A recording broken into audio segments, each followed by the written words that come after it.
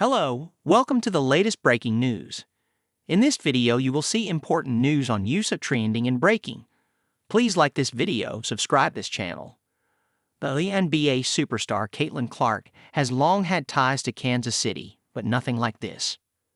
One of the most heartening events on the Kansas City sports calendar is the WIN for KC Women's Sports Awards Banquet, an annual celebration of the Women's Intersport Network for Kansas City's mission to ignite girls and women through advocating and promoting the lifetime value of sports and fitness, while providing opportunities for participation and leadership development.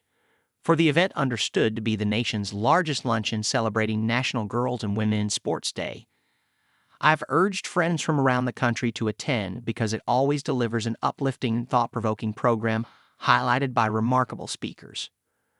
And the tradition that has included megastars Billie Jean King, Jackie Joyner-Kersee, Simone Biles, Sue Bird, and Brianna Scurry will be amplified on February 4 when WNBA sensation Caitlin Clark becomes the latest featured guest as the burgeoning event moves to T-Mobile Center to make more room. Sports have played a pivotal role in my life, helping develop critical skills like teamwork, resiliency, and confidence that serve me on and off the court.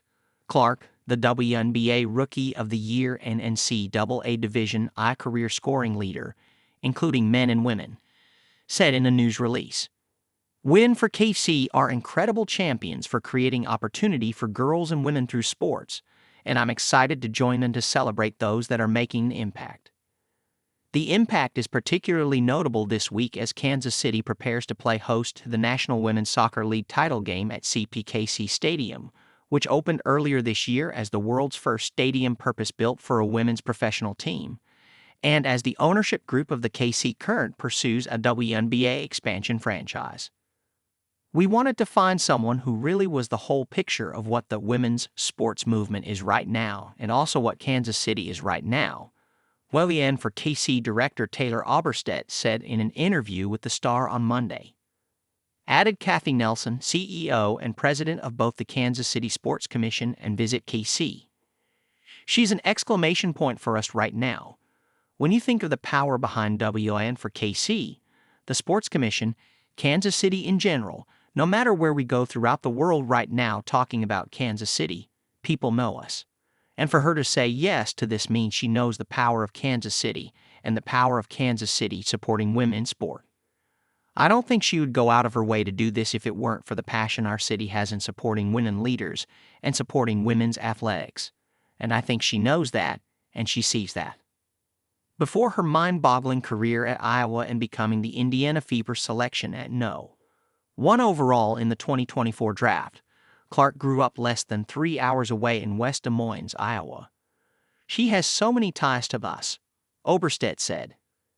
Among those are a forever allegiance to the Chiefs, including long ago wearing what she called an embarrassing picture of me in all Chiefs gear that she spoke to on a Manningcast during last season's Chiefs-Eagles game. In our basement, we had a Chiefs vending machine, she said then, also noting she has cousins in Kansas City and was a true fan even when they weren't very good. Meanwhile, Clark also has made an impression on Patrick Mahomes, who, along with his wife Brittany and Angie and Chris Long, are in pursuit of the WNBA team. He's long been conscious of her career, including saying last season that he hoped he'd never have to play her one-on-one.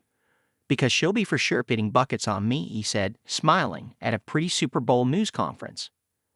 That was all part of what's become known as the Caitlin Clark effect, which has rippled into WNBA attendance and TV ratings because of her record-breaking, often mesmerizing performances. As a high school and college basketball player, Oberstedt lamented, "I was used to not having people in the stands, and there just wasn't that much excitement around basketball. And I think even just watching the WNBA playoffs, you can't help but get emotional. It's given a spotlight on women's basketball and just also women's sports that we haven't really had in the past.